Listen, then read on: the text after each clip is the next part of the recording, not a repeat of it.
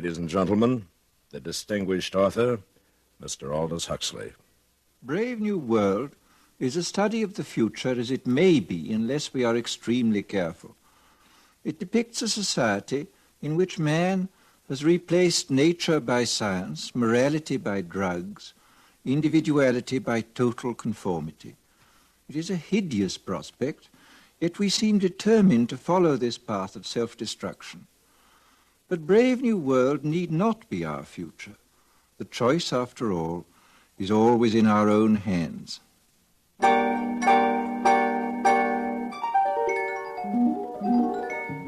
CBS Radio, a division of the Columbia Broadcasting System, and its 217 affiliated stations present the CBS Radio Workshop, radio's distinguished series dedicated to man's imagination, the theater of the mind.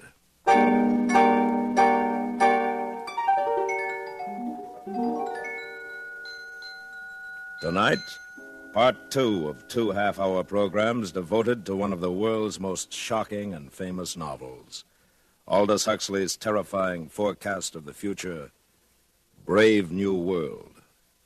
And we are proud to once again have Mr. Huxley as our narrator. Original music is composed and conducted by Bernard Herrmann.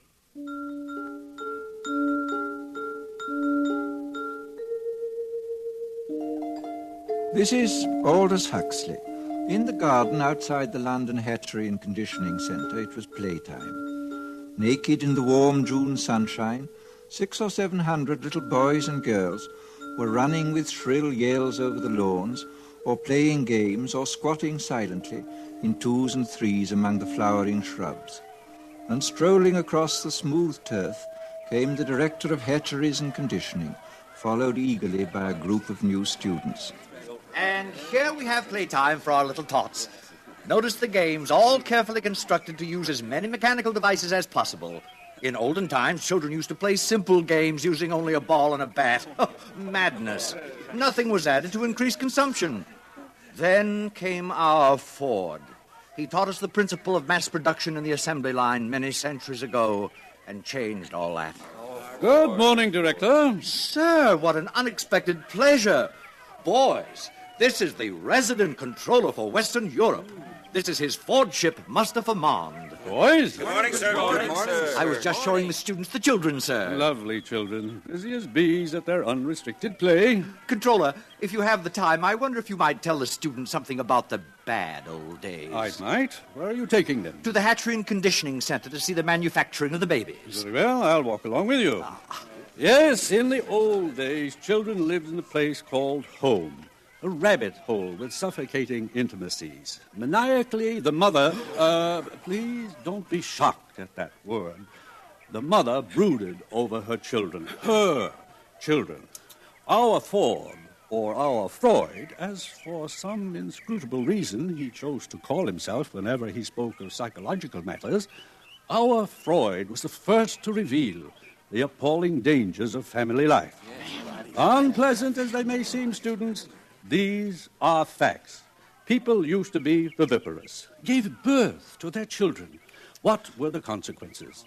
A world dominated by mothers and fathers was a world full of every kind of perversion, from sadism to chastity. There were also husbands, wives, and lovers. Now everyone belongs to everyone else. Thank Ford for progress. Yes, thank Ford. Actually, we still preserve a few outmoded ethics of pre-stable societies in our savage reservations. Did you ever visit a reservation, Director? Yes, I once went to look at the savages in New Mexico. Well, that must have been 25 years ago.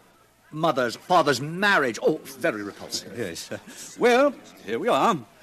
I'll say goodbye. Goodbye, Controller, and thank you. Thank you, sir. Thank you, sir. You're welcome. And now, boys, if you'll follow me inside the hatchery.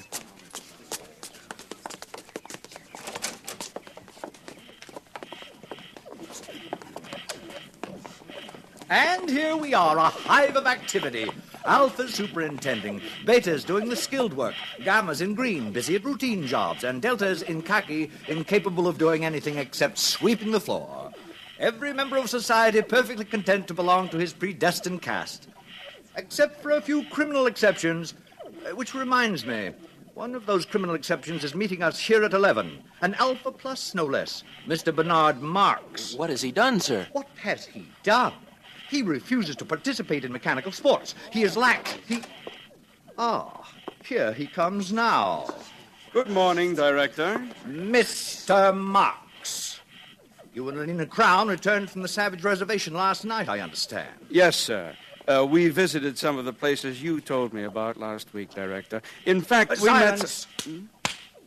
Your attention, please. Everyone step this way. If I have interrupted your labors, it is because a painful duty constrains me. This man who stands before you, this Alpha Plus, the highest level of society, has grossly betrayed the trust imposed in him by his heretical views on sports and Soma, by his scandalous refusal to be promiscuous. He has proved himself an enemy of society, a subverter, ladies and gentlemen, of all order and stability, a conspirator against civilization itself. For this reason, I am ordering his immediate transference to a sub-center of the lowest order. In Iceland, he will have small opportunity to lead others astray by his unfordly example. Bernard Marx, can you show any reason why I should not now execute the judgment passed upon you? Yes, I can.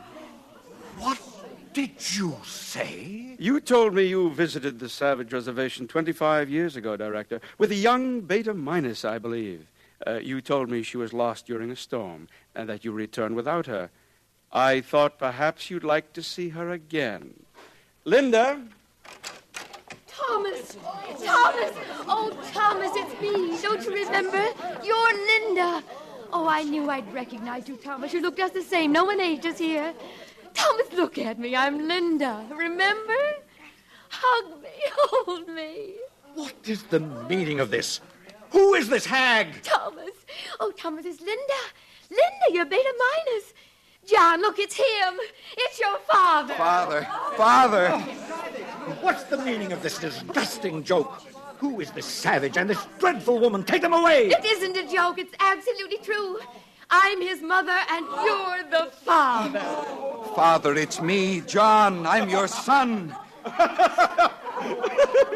And now who is guilty of antisocial behavior, Director? No.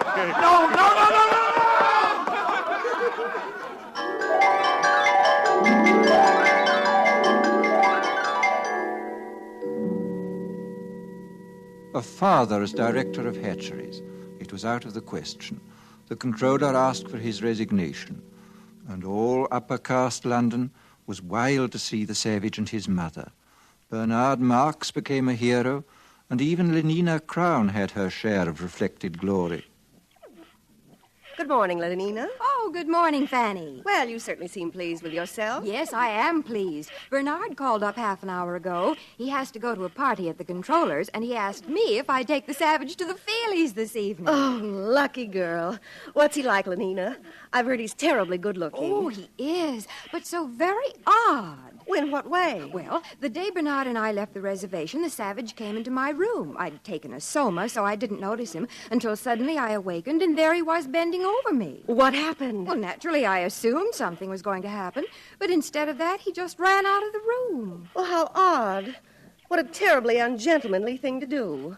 Doesn't he like you? Oh, I'm sure he does, so I can't make it out. And, oh, please don't tell this to anyone, Fanny. It upsets me because I like him. I mean, I really like him. Lenina. I know it's immoral, but I just can't help myself. I do like him.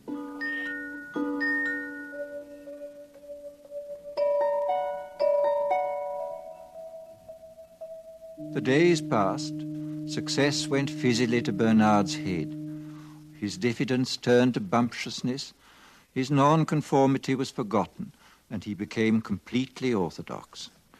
The resident world controller appointed him official escort for the savage and asked him to make regular reports on the young man's reactions to civilization. This Bernard did assiduously.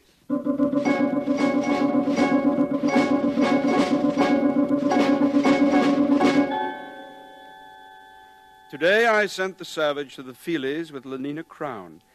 The feature was 3 weeks in a helicopter. Instead of holding the knobs on the chair arms, thus enabling him to experience the sensations of the lovers on the screen, the savage refused to participate. Lenina tells me he called the film vulgar and indecent.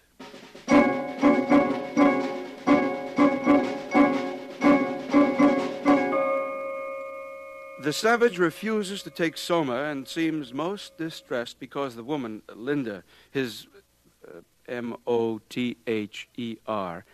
remains permanently on summer holiday.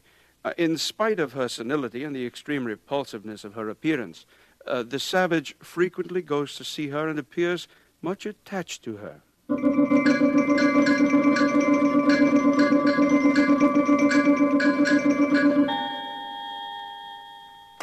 What do you mean you refuse to come down to dinner? Bernard, I'm sick. I've eaten civilization and I'm sick. Do you realize that I've invited the most important people in London tonight? The Ford Chief Justice is here. The arch community songster of Canterbury has flown in just to meet you. You've changed, Bernard. You used to feel the way I do about things.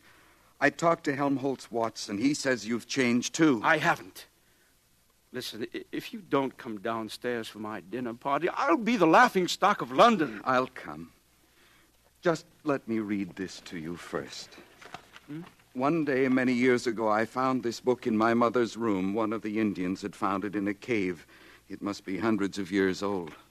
It's called The Complete Works of William Shakespeare. Oh, I've heard of him. We don't allow it. Smut. But he says all the things I feel about Lenina. Listen to this. Is there no pity sitting in the clouds that sees into the bottom of my grief? Oh, sweet my mother, cast me not away. Delay this marriage for a month, a week. Marriage? Oh, Ford, no. Bernard. Oh, marriage, that's too good, really. Bernard, stop it. And mother. Oh, sweet my mother. Oh, he's positively vulgar. You stop Wait it. till I tell Helmholtz about this. Stop it or I'll hit you. Oh, come, now, where's your sense of humor? Bernard. Can't you see how funny it is? Get out. I said leave me alone. I'm leaving, John. I'm leaving. How beauteous mankind is. Oh, brave new world that has such people in it.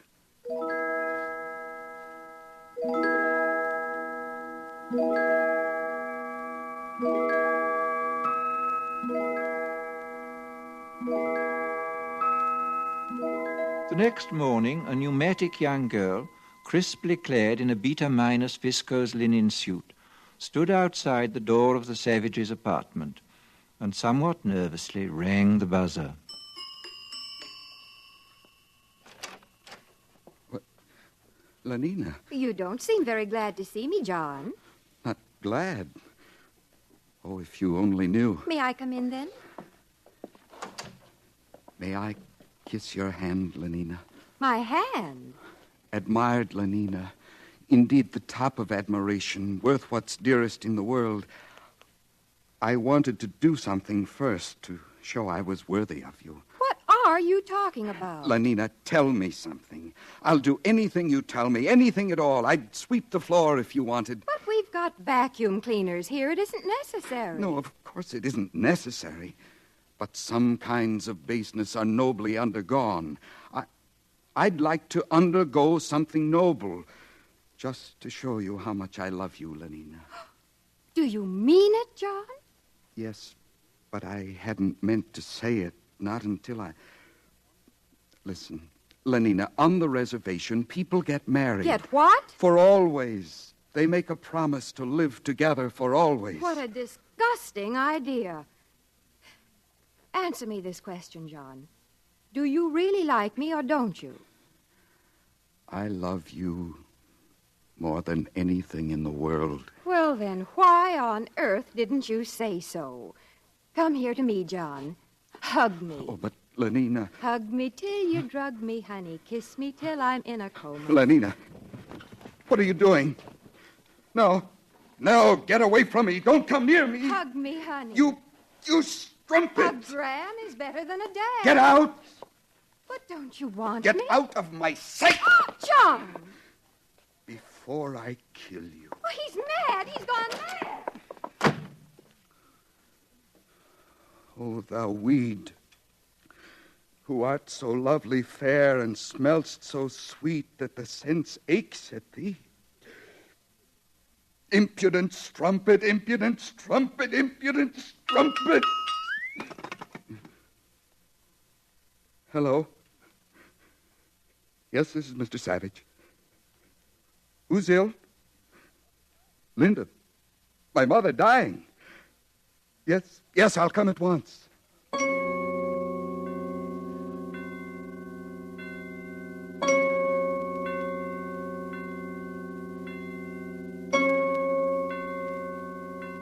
Welcome to the Park Lane Hospital for the Dying. You've come to see someone in the galloping senility ward? Yes. My mother. Oh, how vulgar. You know who I mean. Linda. Oh, yes, room 43, bed 16. She'll be dying any minute now. This way, please. Is there any hope? Well, of course not, or else she wouldn't have been sent here.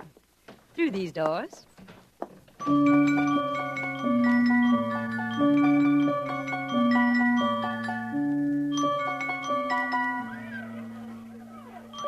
What are these children doing here? Death conditioning, of course. It starts at 18 months. Every tot spends 2 mornings a week in a hospital for the dying.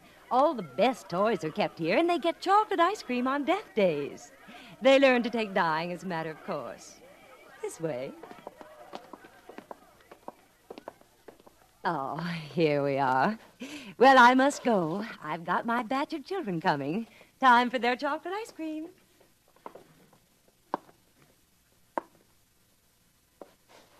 Linda?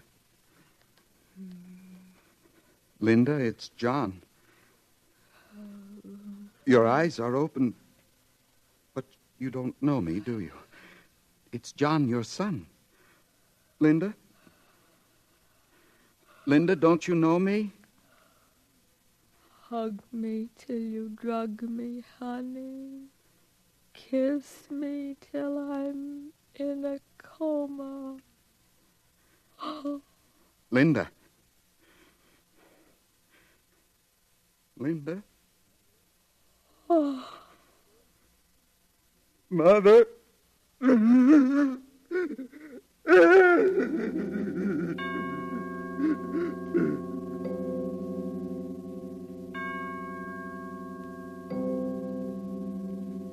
menial staff of the Park Lane Hospital for the Dying consisted of 162 deltas, 84 red-headed female twins, and 78 identical mongoloid male twins. At 6, when their working day was over, the 2 groups assembled in the vestibule of the hospital and were served their daily soma ration.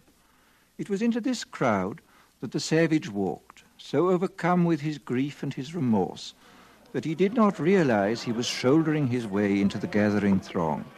All right, here it is, soma distribution. In good order, please. Oh, hurry up there. Stand in line for your soma. Linda died because of this. Oh, now don't grab. There's enough for everybody. 1 gram for an evening's delight, 2 for a trip to the gorgeous East, and 4 for a weekend in paradise.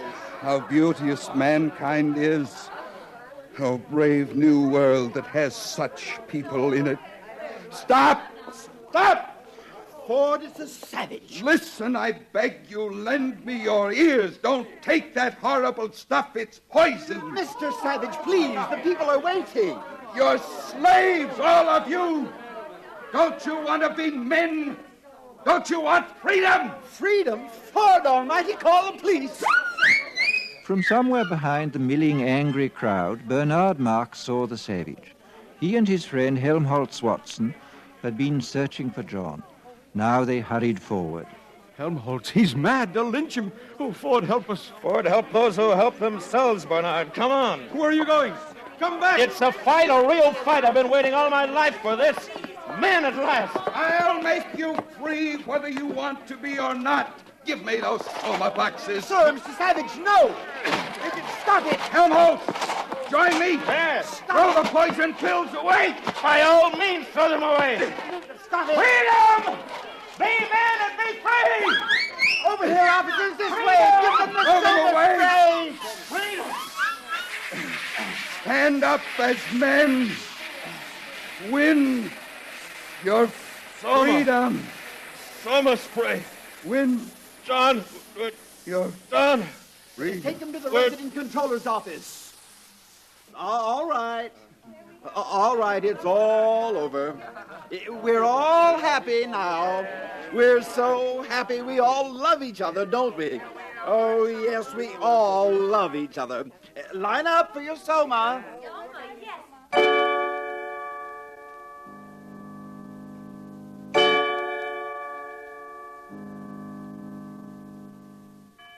So you don't much like civilization, Mr. Savage? No, I don't. John, you're talking to the resident controller. We don't need your comments, Mr. Marks. I think civilization is horrible. And yet people are happy.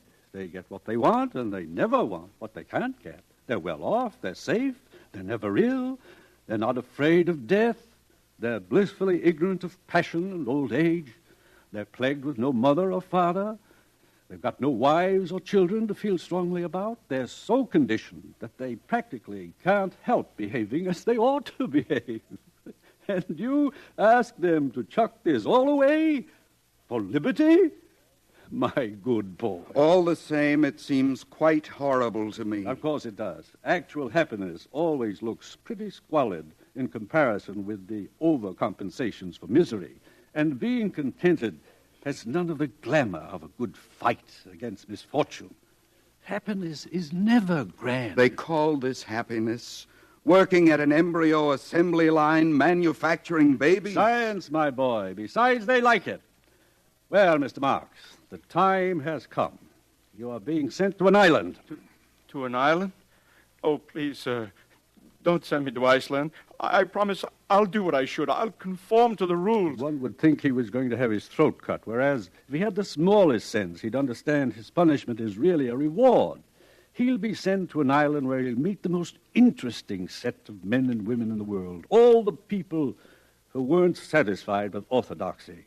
Everyone, in a word, who's anyone. Then why didn't you go to an island yourself? Because, finally, I preferred this. Sometimes I regret it. Happiness is a hard master, particularly other people's happiness. Well, gentlemen, there are many islands available. Which climate do you choose, Mr. Watson?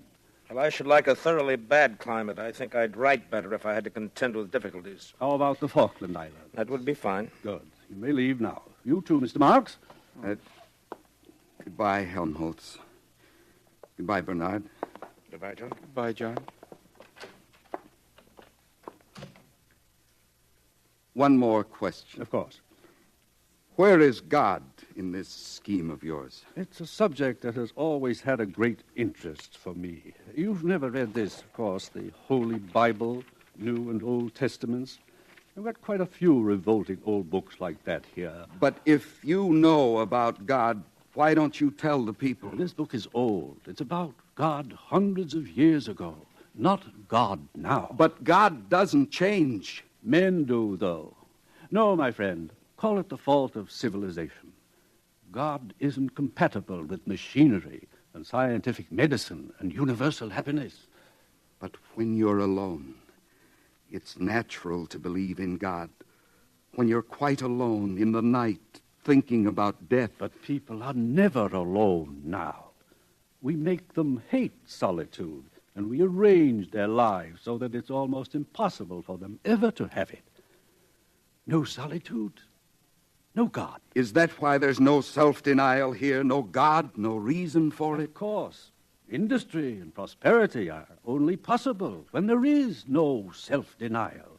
If there were, the wheels would stop turning. But God's the reason for everything noble and fine and heroic. My dear young friend, civilization has absolutely no need for nobility or heroism. You're conditioned so that you can't help doing what you ought to do. And what you ought to do is, on the whole, so pleasant. So many of the natural impulses are allowed free play, that there really aren't any temptations to resist. Anybody can be virtuous now. No temptations, no inconveniences. But I like the inconveniences. We don't.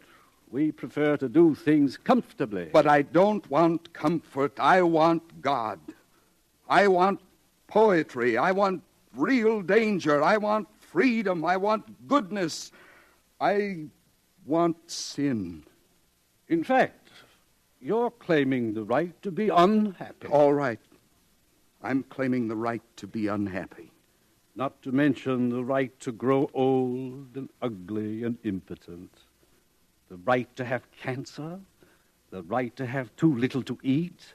The right to live in constant apprehension of what may happen tomorrow. The right to be tortured by unspeakable pains of every kind. I claim them all. You're welcome.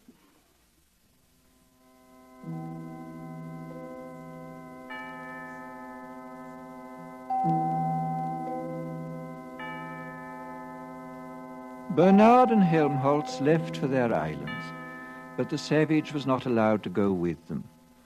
The controller wished to continue the experiment. 3 weeks later, the savage ran away.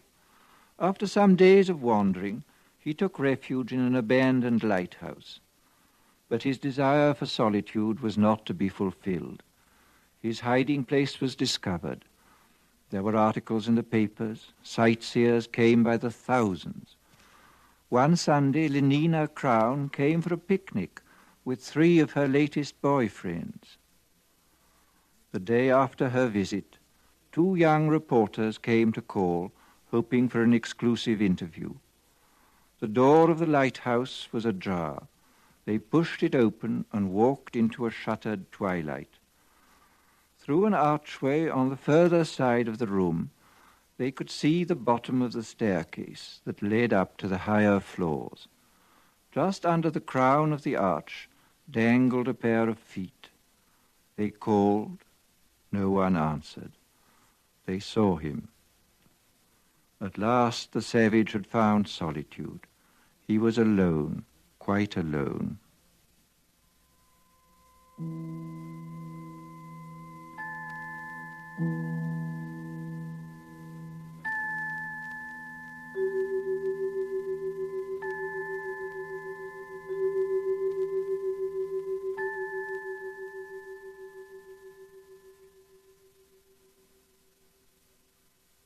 Thus concludes Brave New World by Aldous Huxley. We wish to thank Mr. Huxley for appearing on these broadcasts as our narrator. And we would also like to thank you, our listeners, for your enthusiastic response to this new series. This is William Conrad inviting you to join us again next week when we present George Stewart's dramatic account of one of nature's most terrifying phenomena, storm. The following week, listen as Dr. Frank C. Baxter interviews William Shakespeare. Presented on the CBS Radio Workshop. The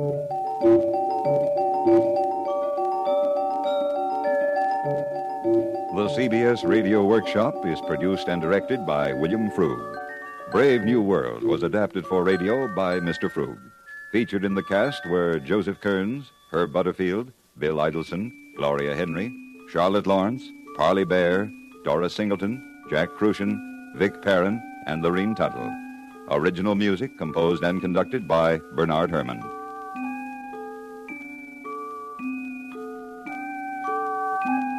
America listens most to the CBS Radio Network.